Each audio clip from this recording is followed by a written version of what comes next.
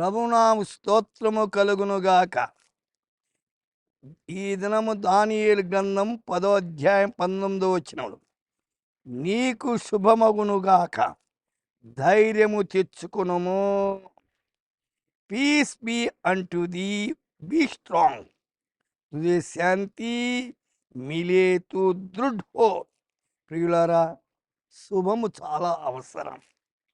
ధైర్యంగా ఉండాల.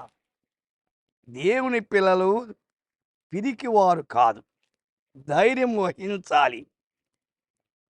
యోనా గ్రంథములో దేవుని వాక్యం ప్రకారంగా మనం చూసినట్లయితే యోబు 22:21లో ఆయనతో సహవాసము చేసినడలా నీకు సమాధానము కలుగు.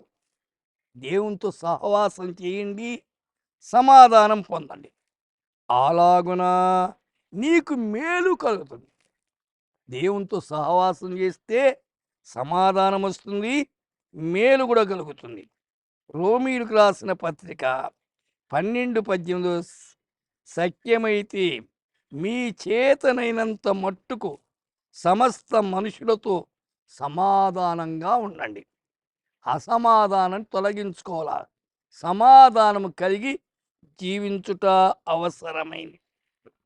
యెషయా గ్రంథం 35:4లో భయపడక ధైర్యముగా ఉండుడి. భయము మానవుని దేవుని నుండి దూరము చేస్తుంది. భయపడకూడదు. అందుచేతని హగ్గై 2వ అధ్యాయం 4వ వచనములో ధైర్యము తెచ్చుకొని పని జరిగించుడి, నేను మీకు తోడయున్నాను.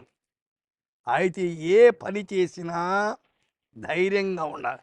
పనికిరాని పనులు చేయకూడదు. దేవునికి ఇష్టమైన పనులు జరిగించాల. ఆయన మనకు తోడుగా నడిపించే దేవుడు. సోదరి సోదరుడా, ఈ దినం మీ పని బాటలో దేవుడు తోడుగా ఉండి నడిపించినట్లు ప్రార్థన చేద్దాం. ప్రభువా, మా శ్రోతలను కనికరించండి. ధైర్యముతో వారు తలపెట్టిన కార్యాలు సఫలీకృతము చేసి నడిపించమని యేసు నామమున ప్రార్థిస్తున్నాము తండ్రి. ఆమేన్.